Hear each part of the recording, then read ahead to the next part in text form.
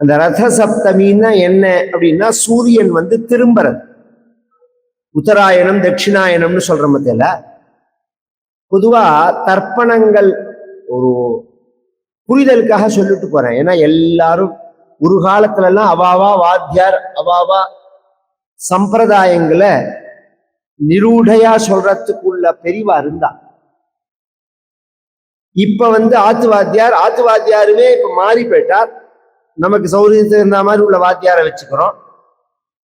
யாருமே நாலு நட்சத்திரங்கள்லாம் பாக்குறதே பஞ்சாங்கத்தை தான் நம்புறா. பஞ்சாங்கத்தை நம்பி முழுசா ஒரு காரியம் பண்ணக்கூடாது. பிரிண்டிங் மிஸ்டேக் இருக்கும், அவளே தப்பு பண்ணிருப்பா. அதுல ஒரு தடவை நம்ம கிராஸ் செக் பண்ணிக்கணும். இது கரெக்டு தானா, இவ போட்டிருக்கிற லக்னமோ திதியோ கரெக்டு தானான்னு கிராஸ் செக் பண்ணிக்கணும். கிராஸ் செக் பண்ணிக்கிறதுக்கு முதல்ல எனக்கு தெரியணும். இப்ப நடக்கிறது மாசி மாசம்னா ஆரம்பிக்கிறதவே கும்பலக்னம் தான் ஆரம்பிக்கும். கும்பலக்னம் மாசி 1ஆம் தேதி பார்த்து எல்லாம் முழுசா இருக்கும், 5 நாழி பரிசா இருக்கும். அப்புறம் ஒவ்வொரு நாளும் பார்த்து எல்லாம் குறைஞ்சுட்டே வரும். உதயத்துல 30ஆம் தேதி பார்க்கறதே சுத்தமா குறைஞ்சு 1ஆம் தேதி ஆரம்பிக்கும் போது மீன லக்னம் ஆரம்பிச்சிடும். சூரியன் மீனத்துக்கு போயிடும். அப்ப நான் அந்த கும்பலக்னத்திலேருந்து கழிச்சுன்னு வரணும். பார்த்தா பஞ்சாங்கத்துல போட்டிருக்கிறதுக்கும் நாம குறிக்கிறதுக்கும் டயத்துக்கு சம்பந்தமே இருக்காது. பிரிண்டிங் மிஸ்டேக் ஆயிருக்கும் அவனோடத்துல. இது ஒரு விஷயம். ஓரளவு விஷயம் தெரிஞ்சவான்.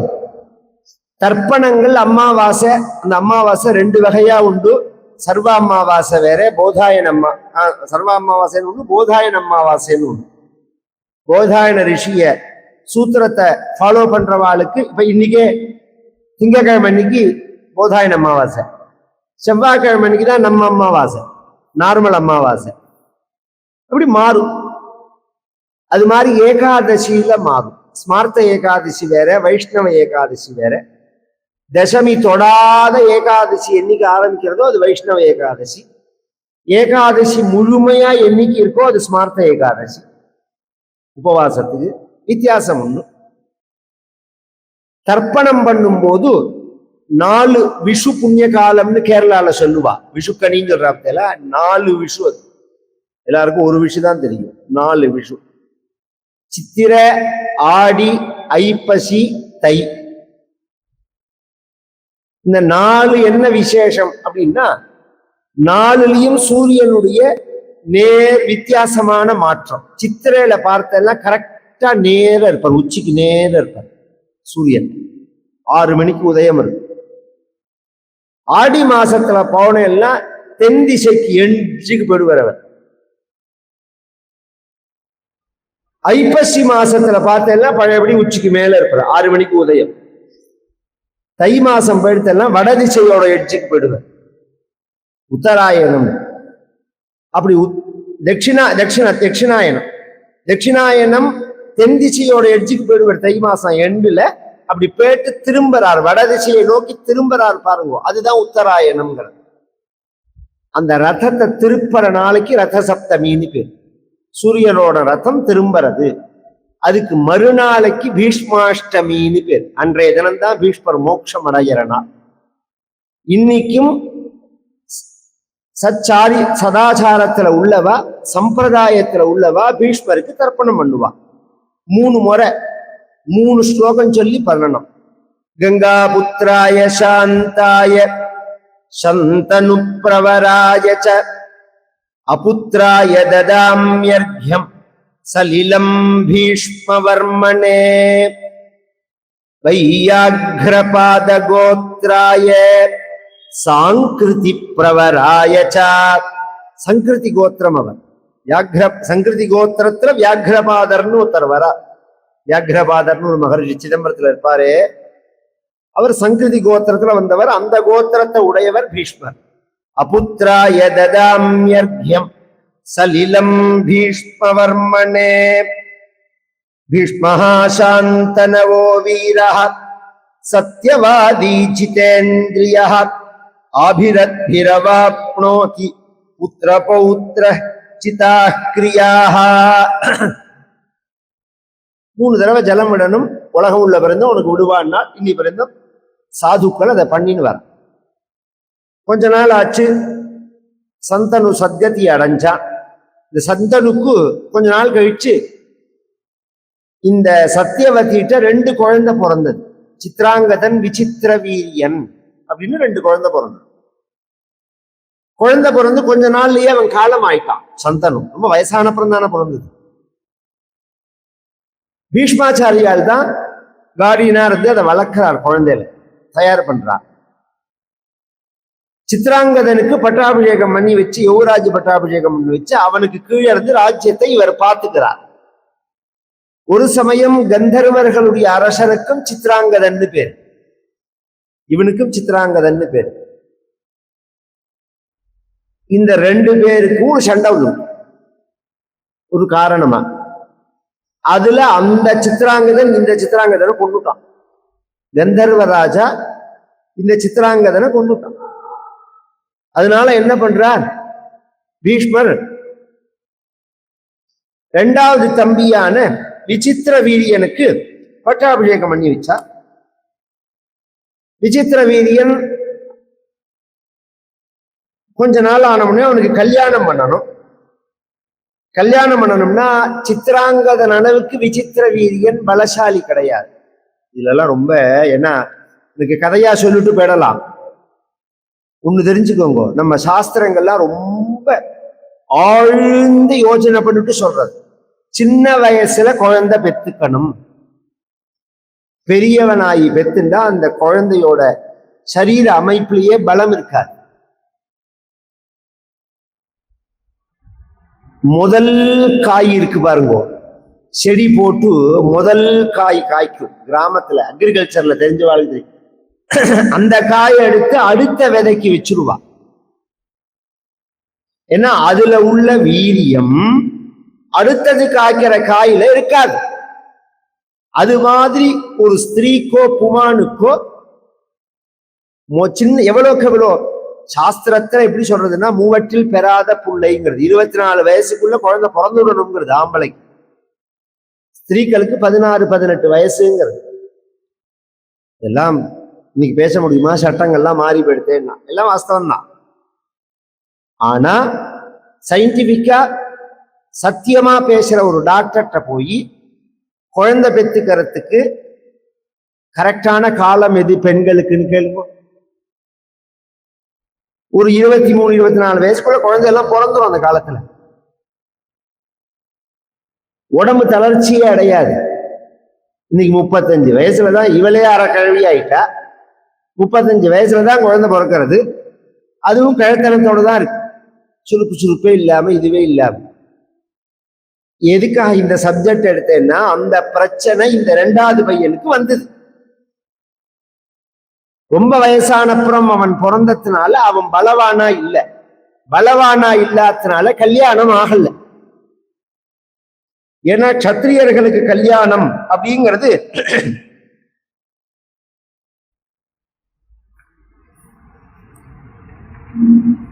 கன்னிகாதான முறைப்படி கிடையாது.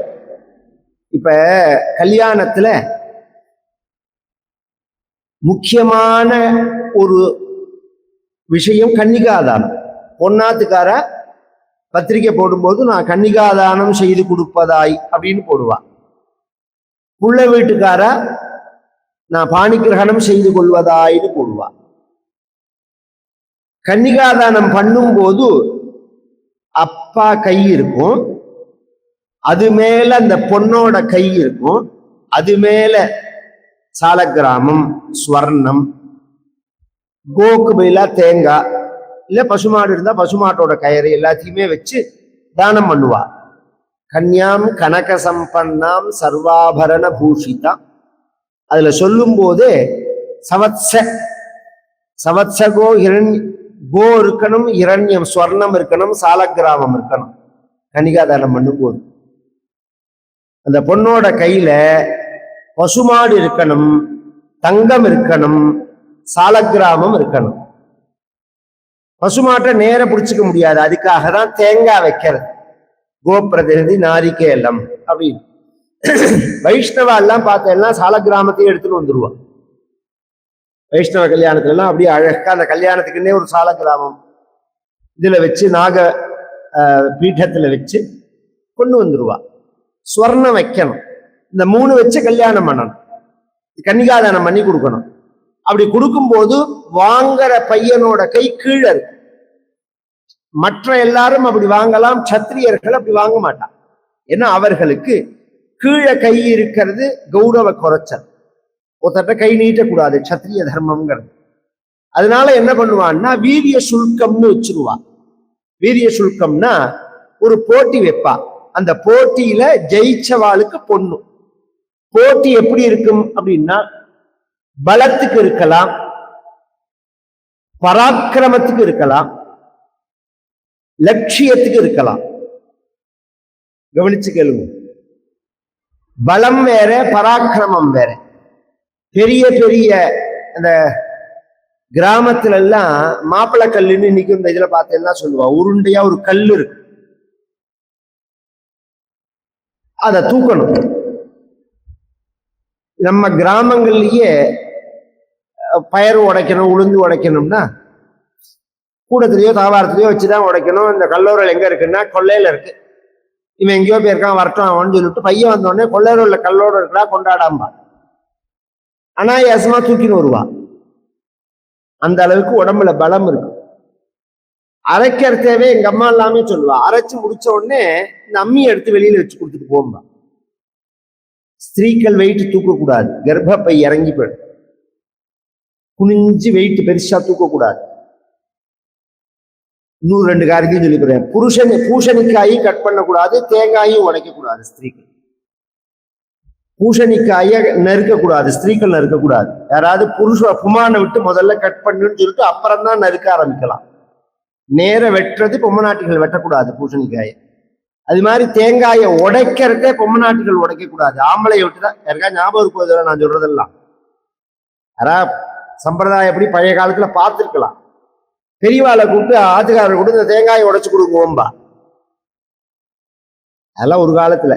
இப்ப அவனையே உடைக்கிறதே தேங்காய் மாத்திரம் சொல்லு.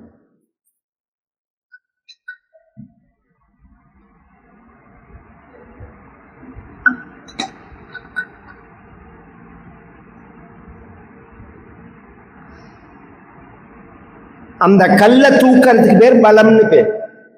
பராக்கிரமம்ங்கிறது ஆயுதங்கள் எடுத்துட்டு ஒரு காலை கிருஷ்ணாவதாரத்திலேயே இருக்கு. 8 கல்யாணத்துல ஒரு கல்யாணம் 7 காளைகளை அடக்கி பகவான் கல்யாணம் பண்ணிட்டான் அப்படின்னு வர்றது. ஒரு ஆச்சரியம் என்னன்னா, நான் அதான் நினைச்சுப்பேன், எவ்வளவு ஒரு நுட்பமா நம்ம புராணத்துல சொல்லிட்டு போயிருக்கு, அதை பார்க்கலன்னு. அந்த காளைகளை பத்தி கிருஷ்ணாவதாரத்துல சொல்லும் போது அந்த காளைகளுக்கு எது பிடிக்காதுன்னா ஆம்பள வாசனை பிடிக்காதுன்னு வருது. ஆமா, இந்த இந்த இந்த ஜல்லிக்கட்டு காலை இருக்கு பத்தியில, அதை எப்படி ட்ரைனிங் கொடுக்கணும்னா ஆண் புருஷ கந்தான்னு இருக்குங்க, ஆண் வாட இருக்கக்கூடாது. ஆண் வாட பட்டாலே காலை சீக்கணும். காலை ஒரு தடவை சீச்சு கொம்பால ஒரு தடவை பூமியில குத்தும். அந்த மாதிரி அதுக்கு ட்ரைனிங் கொடுக்கணும். இப்ப சில பேர் இந்த இதுல எல்லாம் பார்த்தேன், இப்பதான் யூடியூப்ல எல்லாம் சகஜமாயிடுச்சு. இப்படி 10 பேரை தூக்கி பெரட்டி போட்ட காளைய 10 வயசு பொண்ணு வந்து குடிச்சுட்டு போவோம். என்னத்தினால பொண்ணுகிட்ட அதுக்கு அந்த எண்ணம் வராது. ஆண்கள் மட்டும்தான் அது போட்டி போடும். அதுதான் அதோட சுபாவமே, ஒரிஜினல் காளையோட சுபாவமே. ஆம்பளைகள் வாசனை பார்த்தா அதுக்கு கோபம் வரும், காலை சீரு. அந்த காளையை அடக்கணும். பெரிய வில்ல இடித்து வச்சு நான் ஏத்தணும். ராமாவதாரத்துல வருதணும் இந்த போட்டி. 3வது போட்டி மேல மகாபாரதத்திலேயே வரும். லட்சியத்துக்கு குறி வச்சு ஒரு இதை அடிக்கிறது. இதுல ஏதாவது ஒருத்தர் ஜெயிச்சா அந்த ஜெயிச்சவாளுக்கு அந்த பொண்ணை கொடுப்பா, போட்டி வச்சா. இது ஒரு வகை. இந்த சுயம்வரம் அதோடு நிற்காது.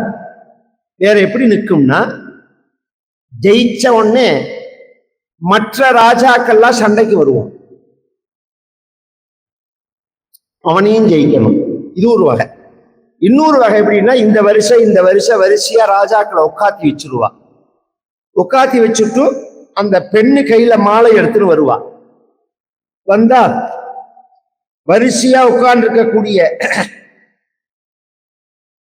இந்த ராஜாக்களுடைய பயோடேட்டா இத வர்ணிச்ச உடனே அந்த ராஜா பத்தி இவனுக்கு இத்தனை வயசாருது, இது பிறந்த இத்தனை யுத்தத்துல இவன் கலந்துன்னு இருக்கான், இத்தனை வெற்றி பெற்றிருக்கான், இத்தனை தோல்வி பெற்றிருக்கான், இவனுக்கு ஏற்கனவே கல்யாணம் ஆயிடுச்சுனா கல்யாணம் ஆனது, அவனுக்குள்ள குழந்தைகள், இத்தனை தேசத்தோட எல்லை, இதெல்லாம் பக்கத்துல இருந்து ஒருத்தர் சொல்லுவா. அந்த பொண்ணு ஏற இறங்க பாப்பா, பிடிச்சிருந்தா கழுத்துல மாலை போடுவா, பிடிக்கலன்னா அண்ணண்ட போயிடுவா. யார பிடிச்சிருக்கோ அவனுக்கு மாலை போடுவா. அந்த சுயம்பரமும் அதோட நிற்காது. மாலை போட்ட உடனே மற்ற ராஜாக்கள்லாம் எங்களையே ரிஜெக்ட் பண்ணினேன்னு சண்டைக்கு வருவா. அப்ப அவளோட சண்டை போடுற பலம் இருக்கணும், இருந்தாதான் அந்த பொண்ணு தங்கும் அவனுக்கு. இதெல்லாம் இன்னைக்கு க்ஷத்ரிய தர்மம் கிடையாது, எல்லாம் மிஸ்ரம் ஆயிடுது, எல்லா சுபாவமும் மிஸ்ரம் ஆயிடுது, கலந்து விடுது. பியூர் க்ஷத்ரியாளுடைய வாழ்க்கை முறைய சொல்றேன். இப்ப இது மாதிரி போட்டிகள்ல கலந்துக்கிறதுக்குள்ள கெப்பாசிட்டி இந்த விசித்திர வீரியனுக்கு கிடையாது. அதுக்காக தான் இத்தனையும் சொன்னேன். அப்ப என்ன பண்றார் பீஷ்மர்னா, தன் தம்பிக்கு பதிலா தான் கலந்துக்கிறார். தம்பிக்கு எப்படி இருந்தாலும் கல்யாணம் பண்ணி ஆகணும். எல்லாமே இந்த கதையில உள்ளதுதான். ஒரு அக்கா தங்கையில அழகு இல்லாத ஒரு அக்கா, அழகுள்ள ஒரு தங்க இருந்தா பொண்ணு பாக்குறத அழகுள்ள தங்கையை காமிச்சுட்டு இப்போ கல்யாணத்துல அழகு இல்லாதவளை கொண்டு உட்காந்து வச்சிருவா. அந்த காலத்துல தெரியுமா உங்களுக்கு? கேள்விப்பட்டிருக்கல எல்லாரும்? அதேதான் இந்த கதை. அவன் விசித்திர வீரியனுக்கு பலம் கிடையாது, பீஷ்மருக்கோ பலம் கூட. அதனால இவர் போய் நேரடியா போட்டியில கலந்துருக்கிறார். கலந்துண்டா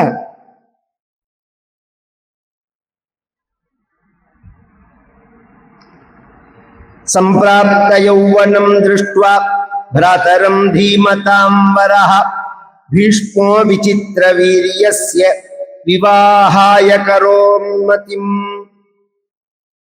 जगामानुमते मातुः पुरीं वाराणसीं प्रभुः ब्रह्मचारीति भीष्मो हि पृथैव प्रथिवो भुवि तायिमाः पृथिवीपालाः जिगीर्षामि बलादितः ते यथस्थं परं शक्य विजयायेतराय वा स्थितोऽहं पृथिवीपाला युद्धाय कृतनिश्चयः एवमुक्त्वा महीपालान् काशीराजं च वीर्यवान् सर्वाः कन्याः सकौरव्यः रथमारोप्य च स्वकम् आमन्त्र च सतान् प्रायात् शीघ्रं कन्याः प्रगृह्यताः.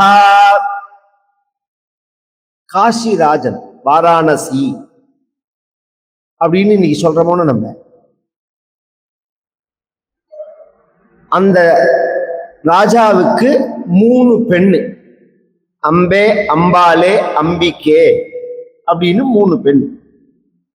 இந்த 3 பெண்ணுக்கும் கல்யாணம் பண்றதாக ஒரே டயத்துல சுயம்பரம் வைக்கிறான். இது எல்லாமும் நாம தெரிஞ்சுக்கணும். ஒரே டயத்துல 2 கல்யாணம் பண்ணக்கூடாது, 2 பூணல் போடக்கூடாது. இது ஏன் கிளப்பி விட்டுருவான். அந்த காலத்துல எல்லாம் சிறுக கட்டி பெருக வாழறதுன்னு பேர். ஒரே காரியத்தை தான் 2 தடவை பண்ண போறோம்னா 2 செலவு என்னத்துக்கு பண்ணணும்? இப்ப என்னோட கல்யாண பூணல் நடந்த கதையை சொல்றேன், நீங்க கேட்டா ஆச்சரியப்படுங்க. 74 75 எங்க தாத்தா சோமயாகம் எங்க அண்ணாவுக்கு பண்ணி வைக்கிறார், பெரியப்பா பையனுக்கு. அவரோட சோமயாகம். எங்க பெரியப்பாவோட பொண்ணுக்கு 3வது பெண்ணுக்கு கல்யாணம், எங்க அத்தையோட 2வது பெண்ணுக்கு கல்யாணம், எனக்கு பூணல், எங்க பெரியப்பா பையனுக்கு பூணல், எங்க அத்தை பையனுக்கு பூணல். இதை தவிர ஒரு 13 பேர் பூனை போடுறதுக்கு சக்தி இல்லாதவாளெல்லாம் அழிச்சுன்னு வந்து அவளுக்கு இல்லாம பூணல்.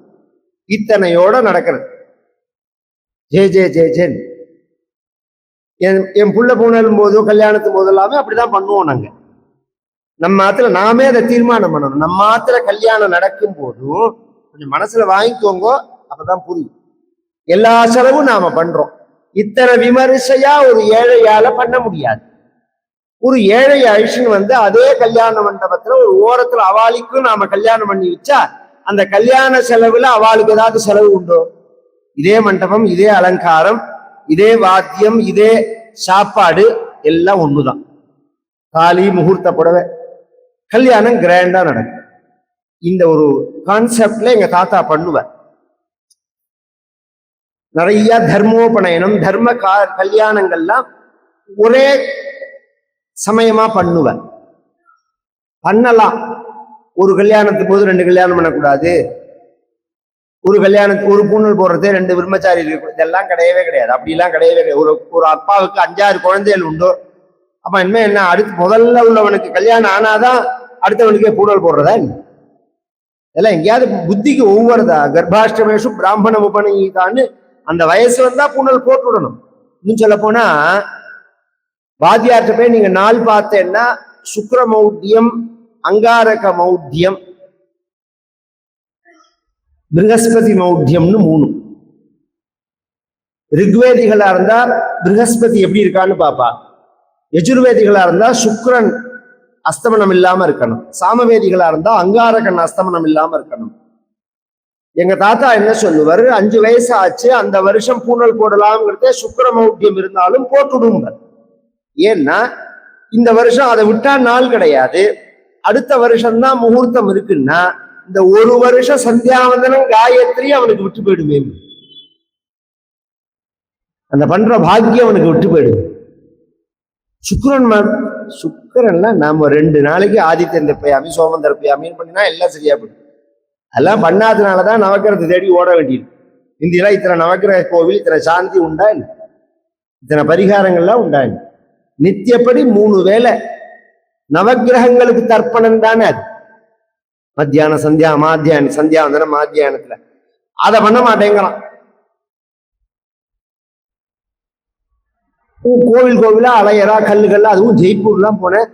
அதுல நல்லத்துலயும் ஒரு நல்ல நாலெட்ஜோட ஜெயசிம்மன் பண்ணியிருந்தான்னு சொன்னேன். ஜெய்ப்பூர் முழுக்க எங்க திரும்பினாலும் இந்த ராசிக்கல் பிளாட்பாரத்துல போட்டு நிற்கலாம். நம்ம ஊர்ல அந்த கல் 2000 ரூபாய் 3000 ரூபாய்க்கு அமக்களமா விலை போறது. அங்க ஒரு பாக்கெட்டே 50 ரூபா தான். 10 கல் 20 கல் இருக்கும். அதுல இந்த பாக்கெட்டோட விலையே 50 ரூபா தான். நினைச்சிருந்தேனா ஜனங்களுக்கு எவ்வளவு மௌத்தியமா போயிடுது. அந்த கல்லே போலி. நீங்க ஏதாவது ஒண்ணு பண்ணிட்டு இதோட சேர்த்து பண்றதே தான் அதுக்கு எஃபெக்ட் இருக்கும். வெறும் கல்லே உங்க வாழ்க்கை அப்படியே பேட்டரி எல்லாம் போட்டுறாது. நம்ம எல்லாம் புரிஞ்சுக்கோங்க. மாத்திரை சாப்பிட்டா அந்த மாத்திரை வேலை செய்யற அளவுக்கு உடம்புல இருக்கணுமோ, அது மாதிரி ஏதாவது ஒரு புண்ணிய காரியம் இருக்கணும். சந்தியாவந்தனம் ரொம்ப முக்கியம். சந்தியாகினோ த்விஜோ நட்டான். 3 பெண்ணுக்கும் கல்யாணத்துக்கு நிச்சயம் பண்ணி சுயம்வரம் பண்றான். இதுல பீஷ்மர் உட்காண்டிருக்கார். இவ எல்லாருமே பாக்குறா. என்ன பயம். பீஷ்மரை பத்தி எல்லாருக்கும் தெரியும். பரசுராமர்ட்ட அபியாசம் பண்ணவன், அஸ்திர சாஸ்திரங்கள்லாம். அதனால பீஷ்மருக்கு சமானமா வீரனே கிடையாது. பின்னாடி யுத்தத்திலேயே திணறி போறான் அர்ஜுனன். திணற போறான் பீஷ்மரோட. என்ன கிருஷ்ணா, எனக்கு அழுத்து போறது கிழவர் அழுக்கவே இல்லையேன்னு. அவர் என்ன வயசா இருந்து அவரோட சண்டை போட முடியல அர்ஜுனனால. அது மாதிரி உள்ளவர் பீஷ்மர். இவர் வந்தார்னா நமக்கெல்லாம் கல்யாணம் ஆறது கஷ்டம்னு இவ ஒருத்தருக்கு ஒருத்தர் பேசிக்கிறார். அந்த 3 பெண்ணும் மாலை எடுத்துன்னு வந்திருக்கா. இன்னும் இவங்க எழுத்துலையா அவங்க எழுத்துலையா இதெல்லாம் இன்னும் தீர்மானமே பண்ணல. இப்படி சபை இருக்கு, இந்த இடத்துல நிக்கிறா. இவா 3 பேரும் கையில மாலையை வச்சுட்டு இருக்கா. இவள்கிட்ட எல்லா விஷயத்தையும் சொல்லிட்டு இருக்கா. பீஷ்மர் எழுந்தார், கிட்டக்க போனார். 3 பெண்ணையும் இடது கையால அப்படி அலாக்கா தூக்கினார். ஒரே கையால் வாழை உருவிண்டார், வலது கையில வச்சிருந்தார். ஒரு பைய கிட்டக்க வந்தெல்லாம் தெரியும் செய்திருந்தார். தூக்கி தேர்ல கொண்டு வச்சார். இவரோட சண்டை போட முடியல அவர்களால. இதுல சால்வன் ஒருத்தன் வந்திருந்தான். அவன் என்ன பண்ணினா, ததோ பீஷ்மோ சாந்தனவம் ஷரைஹி சதசஹஸ்ரசஹ சால்வராஜோ நரஸ்ரேஷ்டः சமவாகிரதாசுகः ஜித்வா விமர்ஜயாமாஸ ஜீவந்தம் நிருபசத்தமம் ததசால்வஹ ஸ்வநகரம் பிரயயும் பரதர்ஷபா. அவனோட வென்று அவனை ஜெயிச்சு இதுல ரெண்டு விதம் உண்டு. யுத்தத்துல எல்லாம் ஜெயிச்சா கொன்னுடுவான், அவனை உயிரோட திருப்பி விட மாட்டான். சில பேரை விடுவான், அந்த ஆளை பொறுத்து இருக்குது உயிரோட விடுறது. இவனை கீழே தள்ளி இவன் மேல கத்தியை கொண்டு வச்சுட்டார் பீஷ்மாச்சாரியா. நினைச்சிருந்தா அவனை கொண்டு இருக்கலாம், ஏன்னா இவர் கல்யாணத்துக்காக உள்ள சண்டை, அதனால அவனை கொல்லல. அவன் திரும்பி ஊருக்கு போயிட்டா.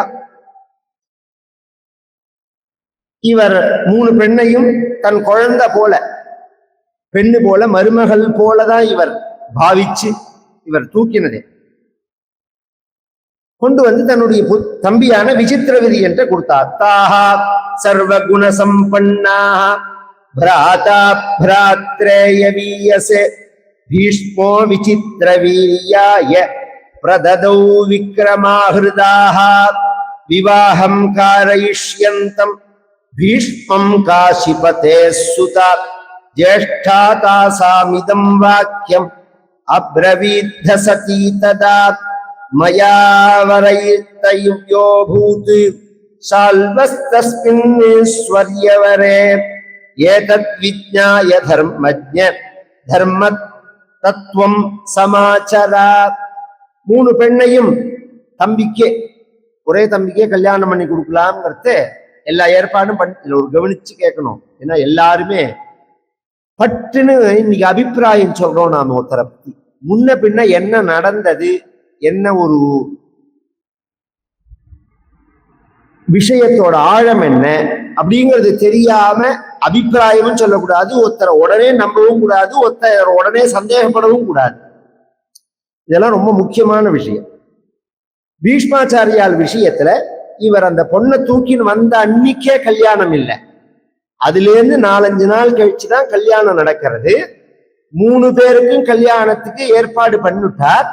கல்யாணத்தன்னைக்கு கார்த்தால அந்த மூத்த பெண்ணு சொல்றா, உன் தம்பியை நான் பண்ணிக்க மாட்டேன்.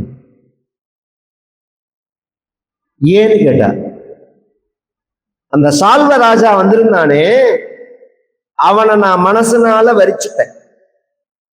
வந்து நின்ன உடனேவே அவனை நான் பார்த்தேன், அவனும் என்னை பார்த்தான். கண்ணால அவனும் என்கிட்ட பேசினான், நானும் அவனுக்கு பதில் சொன்னேன். 2 பேரும் மனசுனால கல்யாணம் பண்ணிக்கிறதாக அங்கேயே தீர்மானம் பண்ணிட்டோம். அதனால உன் தம்பியை நான் கல்யாணம் பண்ணிக்க மாட்டேன் அப்படின்னா. அதுக்கு அவர் சொன்னார், அட பைத்தியமே, இத நான் காசியில தூக்குறதவே சொல்லியிருக்கலாமேன்னாரு. நான் சால்வனோட சண்டை அதுக்குதான் இத்தனை பேரை விட்டுட்டு சால்வன் மட்டும் சண்டைக்கு வந்ததே. நான் எப்படியாவது இவளை பிடிச்சிடலாம் அப்படிங்கிறதுக்காக.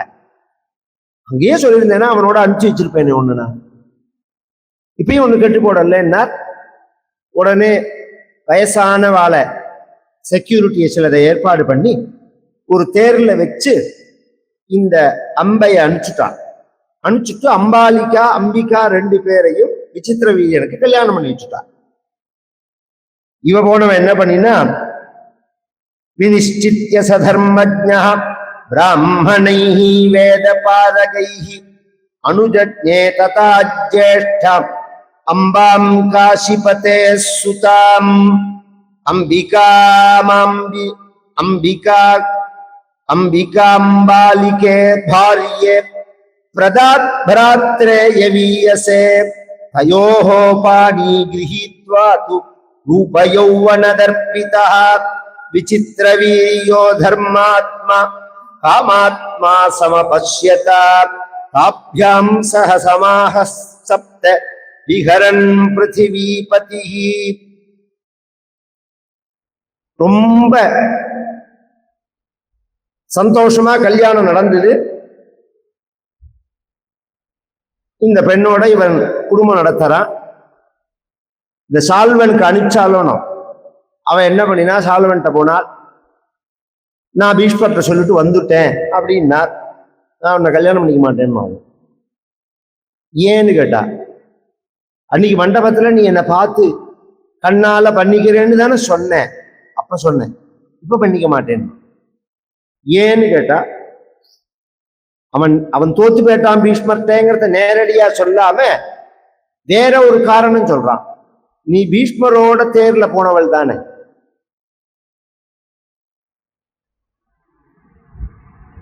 பிரம்மச்சாரியோட டூர் போயிட்டு இப்ப என்ன கல்யாணம் பண்ணிக்கணும்னு சொன்னேன்னா நான் எப்படி கல்யாணம் பண்ணிப்பேன்னு கேட்டான். நான் பீஷ்மர் என்ன ஒண்ணு கல்யாணம் பண்ணிக்கலையே, கல்யாணம் பண்ணிக்கல, உன்னை எப்படி நான் நம்புவேன்னு கேட்டான்.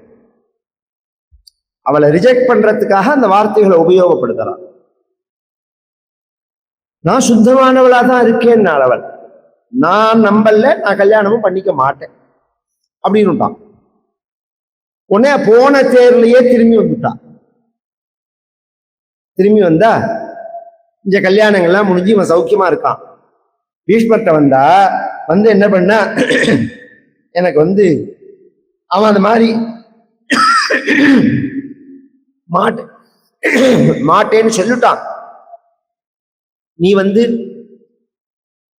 உன் தம்பியையே என்ன பண்ணிக்க சொல்லு. தம்பி என்ன அவ்வளோ இழிச்சவா என்ன இருந்தாலும் இவர் அபிப்பிராயம் சொல்ல முடியாதுன்னு தம்பியை கூப்பிட்டு கேட்டார், நீ பண்ணிக்கிறியான்னு. கொஞ்சம்னா இதெல்லாம் நாம கவனிச்சு கேட்கணும். உன்னை பிடிக்கல, இவனை தான் பிடிக்கிறதுன்னு ஒரு பெண்ணு ஒரு ஆணை ரிஜெக்ட் பண்ணிட்டு இன்னொரு ஆணை தீர்மானம் பண்ணின பிறகும் உன்னை பிடிக்கலன்னு சொன்ன பெண்ணை எவன் கல்யாணம் பண்ணிப்பான்னு கேட்ட. உன்னை பிடிக்கல, இது கூட பெரிய விஷயம் இல்லை, எனக்கு அவனை தான் முடிச்சு, அந்த பொண்ணை எப்படி கல்யாணம் பண்ணிப்பேன்? நான் பண்ணிக்க மாட்டேன், மானியா உள்ள யாருமே பண்ணிக்க மாட்டேன் அப்படின்னா. உடனே அவர் சொன்னார், உன்னை கொண்டு காசியில விட்டுடுறேன்னா உங்க அப்பா வாத்திலேயே. நான் போகமாட்டேன்னா. பின்ன என்ன பண்ணலாம்னா, நீ பண்ணிக்கோன்னா. யார? பீஷ்மர. நீ பண்ணிக்கோன்னா.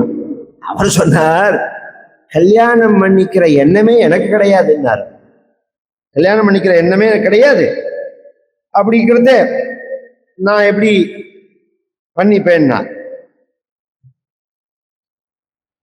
அதுக்கு அவள் சொன்னால், என்னுடைய வாழ்க்கை இப்படி நாசமா போனதுக்கு காரணம் நீ தான். பீஷ்மர் சொன்னார், நான் கிடையாதுன்னு. உன்னோட வாழ்க்கை நாசமா போனதுக்கு காரணம் நீ தான். நீ தூக்கின்னு வந்துதான் என் வாழ்க்கை. எப்படிலாம் இன்னைக்கு என்ன எத்தனை ஒரு குளறுபடி அவியல், எத்தனை வகையான எது நடக்கிறதோ உலகத்துல, இதெல்லாம் அங்கங்க காமிச்சுட்டு போயிருக்கு புராணம். நீ தூக்கின்னு வந்ததுனாலதான் என் வாழ்க்கை வீணா போச்சுன்னா. பாரு, நீ சால்வனை விரும்பினேன்னு சொன்னா நான் உன் மேல கை வைக்க வரும்போதே நீ சொல்லியிருக்கணும், நான் சால்வனை விரும்புறேன், என் மேல கை வைக்காத. அதை மீறி நான் கை வச்சு உன்னை தூக்கின்னு வந்தேன்னா என்னால வாழ்க்கை வீணா போச்சுன்னு நீ சொல்லலாம். நீ அப்பையும் சொல்லல. சால்வனோட சண்டை போட்டு அவனை நான் உயிரோட விடுற சமயத்திலேயாவது அவனோட சேர்ந்து ஓடி போயிருக்கலாம், அப்பையும் சொல்லல. ஹஸ்தினாபுரம் தூக்கின்னு வந்த பிறகும் 5-6 நாள் பேசாம இருந்த. கல்யாணத்தன்னைக்கு கார்த்தால சொல்ற, நான் உன் தம்பியை பண்ணிக்க மாட்டேன்,